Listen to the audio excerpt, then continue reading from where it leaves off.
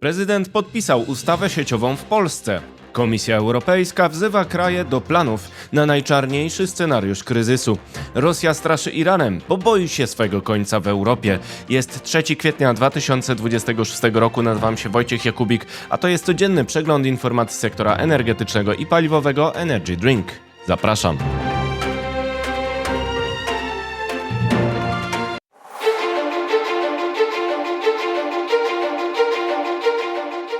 Partnerem kanału Energy Drink jest Orlen. Zaczynamy jak zawsze od informacji dnia. Rosja z marionetkami straszy Iranem, bo boi się swego końca w Europie. Kryzys energetyczny wywołany wojną w Iranie może zmniejszyć zależność Europy od Rosji do zera. Dlatego Rosjanie oraz rządy od nich zależne robią wszystko, by sankcje na ich dostawy zostały zniesione. Kryzys energetyczny wywołany wojną w Iranie trwa. Ropa Brent drożała 3 kwietnia rano czasu polskiego do około $109 za baryłkę przez widmo dalszej konfrontacji USA i Izraela z Iranem. Waszyngton grozi atakami na elektrownie oraz instalacje odsalania wody w Iranie, a Teheran zapowiada adekwatną odpowiedź. To groźba kryzysu nie tylko energetycznego, ale także humanitarnego, w razie ograniczenia dostępności wody na Bliskim Wschodzie. To zagrożenie winduje cenę surowców, a walki ograniczają ich dostępność na świecie ze względu na problemy z dostawami, szczególnie na rynku Azji. Z jednej strony te problemy i widmo recesji globalnej zachęcają część Europejczyków do większej otwartości na dostawy z Rosji. Premier Węgier Viktor Orbán napisał na platformie X, że kryzys energetyczny można zakończyć jedynie poprzez zdjęcie sankcji na dostawy surowców z Rosji. Warto przypomnieć, że są restrykcje, ale także przepisy ograniczające taką możliwość. Regulacja REPowerEU zakłada porzucenie dostaw gazu z Rosji do listopada 2027 roku. Komisja Europejska miała przedstawić w kwietniu analogiczne przepisy na rynek ropy. Wstrzymała się jednak przez wojnę w Iranie, choć nie rezygnuje z tego planu. Europa zmierza w kierunku jednego z najpoważniejszych kryzysów gospodarczych w swojej historii, ostrzega premier Węgier Viktor Orbán. Świat stoi w obliczu poważnego kryzysu energetycznego. Europa jest w poważnym niebezpieczeństwie. Jedynym wyjściem jest zniesienie sankcji nałożonych na rosyjskie surowce. Natychmiast, napisał Orbán. Stanowisko Budapesztu w tej sprawie może mieć także związek z polityką wewnętrzną, w której ekipa Orbána zagrożona utratą władzy w kwietniu gra na sentymentach antyukraińskich oraz kryzysie energetycznym w kampanii wyborczej. Warto przypomnieć, że śledztwo dziennikarzy V-Square oraz Front Story ujawniło regularne konsultacje Węgier oraz Rosji w sprawie polityki wobec sankcji unijnych przeciwko Kremlowi. Miało do nich dochodzić w trakcie kluczowych negocjacji w Brukseli. Orbán jest jednak jedynie najgłośniejszym przedstawicielem grupy polityków europejskich, którzy chcą uzyskać krótkoterminowo ulgę na rynku surowców poprzez zejście z kursu na rozstanie z Rosją. W podobnym tonie wypowiadał się na przykład premier Belgii. Warto przypomnieć, że w 2025 roku ropa z Rosji odpowiadała już tylko za 3% dostaw, a gaz za 15% dostaw do Europy. Kontynent jest blisko usunięcia surowców rosyjskich z gospodarki, bo wyciągnął odpowiednie wnioski po kryzysie z 2022 roku wywołanym przez Gazprom. Nowy kryzys pokazuje znaczenie alternatywy. To w pierwszej kolejności dostawy ze źródeł alternatywnych. Widać, że sięgają po nie państwa szukające większej podaży. Na przykład Włosi sprowadzą gaz z Algierii. Parlament Europejski zatwierdził zaś umowę handlową z USA, która zakłada m.in. rozwój dostaw LNG. Krótkoterminowo zyskuje także węgiel zmniejszający zależność od innych paliw. Niemcy i Włosi zamierzają opóźnić wyłączanie energetyki węglowej, a także razem z Polakami domagają się taryfy ulgowej w systemie handlu emisjami EU ETS. Bardziej długofalowo kryzys promuje także spadek zależności gospodarki od paliw kopalnych, a ten trend jest wymieniany w rosyjskich dokumentach strategicznych jako zagrożenie. Destrukcja popytu wywołana wysokimi cenami paliw może promować paliwa alternatywne oraz OZE.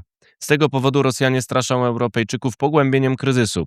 Ich media krytykują ataki Ukrainy na infrastrukturę paliwową jako zagrożenie podaży na rynku globalnym. Gazprom informuje coraz częściej o odpartych atakach na gazociąg Turkstream dostarczający gaz do ostatnich klientów na Słowacji, Węgrzech i Bałkanach. Wywiad wojskowy Ukrainy ostrzega, że Rosjanie mogą doprowadzić do prowokacji z udziałem tej infrastruktury, aby przekonać Europę do zniesienia sankcji. Tymczasem trwają rozmowy Europejczyków z Iranem o odblokowaniu cieśniny Ormus, które pozwoliłoby na złagodzenie, a potem zakończenie kryzysu energetycznego. Szczyt wirtualny na ten temat zorganizowany przez Wielką Brytanię oraz ponad 40 krajów zakończył się postulatem rozmów z Teheranem oraz sankcji w razie braku współpracy przy odblokowaniu Ormus. Ewentualny sukces rozmów o Ormus może doprowadzić do zakończenia kryzysu energetycznego.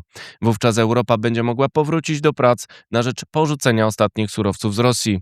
Powstałe alternatywy zyskują na atrakcyjności. Przykładowo hub gazowy i paliwowy w Polsce tworzy możliwość dostaw do całej Europy Środkowo-Wschodniej, dając perspektywę kolejnych umów po udanych dostawach gazu spoza Rosji na Ukrainę czy Słowację. Widoczny jest także trend powrotu do elektrowni jądrowych. Kryzys w Iranie sprawił, że nawet minister gospodarki Niemiec przyznała, że powrót do atomu to dobry pomysł. Takie podejście promuje renuklearyzację Europy. Atom zmniejszy zaś zapotrzebowanie na gaz. Jeżeli Europejczycy oprą się kuszeniu Kremla, mogą zakończyć obecność paliw kopalnych z Rosji na swym rynku, a także zmniejszyć zależność ich gospodarki od takich paliw w ogóle. Czas na pozostałe wieści, na początek z Polski. Konkurs w Orlenie.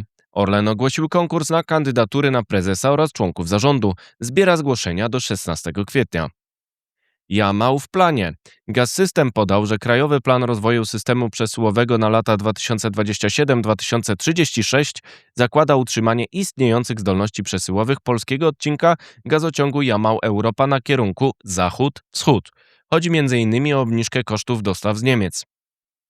Podpisana ustawa sieciowa. Polski prezydent podpisał tzw. ustawę sieciową, która reguluje sposób przyznawania przyłączeń nowych źródeł, w tym OZE, do sieci elektroenergetycznej. Lewiatan o sieci. Mamy nadzieję, że wskutek ustawy UC84 sytuacja w obszarze przyłączeń do sieci w najbliższych latach ulegnie znaczącej poprawie, pisze Paulina Grądzik z Konfederacji Lewiatan o ustawie sieciowej podpisanej przez prezydenta, a więcej na stronie energydrink.today. Przepływy paliw. Prezes Unimod Adam Sikorski tłumaczy, dlaczego ropa drożeje pomimo orędzia prezydenta USA Donalda Trumpa zapowiadającego koniec wojny w Iranie za kilka tygodni. Rynek fizyczny nie działa w logice politycznej narracji, działa w logice przepływów, tłumaczy prezes, a więcej na stronie energydrink.today. Teraz wieści z Europy. Przygotowany, zawsze ubezpieczony. Komisja Europejska ocenia wszelkie środki łagodzenia szoku energetycznego przez wojnę w Iranie. Przekonuje, że kryzys będzie trwał długo. Wzywa kraje unijne do planów na wypadek najczarniejszego scenariusza, jak racjonowanie paliwa lotniczego i diesla. Przykręcanie śruby. Z wycieku dokumentów, do których dotarł Montel, wynika, że Komisja Europejska rozważa zaostrzenie kryteriów przydzielania darmowych uprawnień do emisji w systemie EU ETS dla przemysłu o około 17%. Idzie wiosna. Import energii elektrycznej na Ukrainę spadł w marcu o 25% miesiąc do miesiąca, czyli z 1200 MW do 942 MW.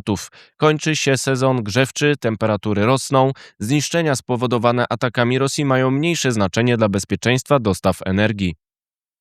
Jeszcze wieści ze świata. Dronopad blokuje. Władze Baszkortostanu w Rosji poinformowały 2 kwietnia o ataku dronów na rafinerię Ufa w Rosji. Doszło do pożaru. Obiekt znajduje się około 1400 km od granicy Ukrainy. Według Reutersa uderzenia ukraińskie mogły ograniczyć eksport ropy z Rosji drogą morską o 20% i zagrozić wydobyciu. Węgiel wraca. Korea Południowa opóźni odejście od węgla, a Filipiny i Tajlandia zwiększają jego wykorzystanie w energetyce ze względu na wojnę w Iranie. Indie wezwały jednostki węglowe do pracy z maksymalną mocą.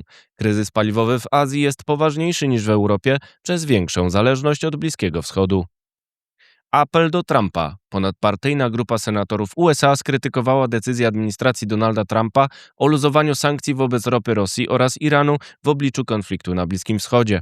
Zmniejszanie zamiast zwiększania presji na Kreml to groźba wsparcia agresji i straty postępów wypracowanych do tej pory, piszą senatorzy Don Bacon, republikanin, i Gregory Meeks, demokrata. Czystki w Waszyngtonie. Biały Dom ma według Reutera usunąć szefa sztabu armii USA wraz z 2 generałami.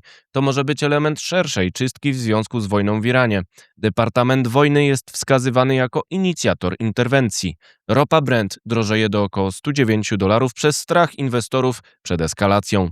To wszystko w materiałach przygotowanych dzisiaj.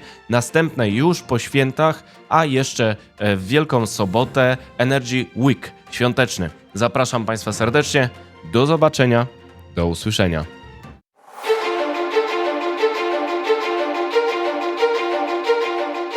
Partnerem kanału Energy Drink jest Orlen.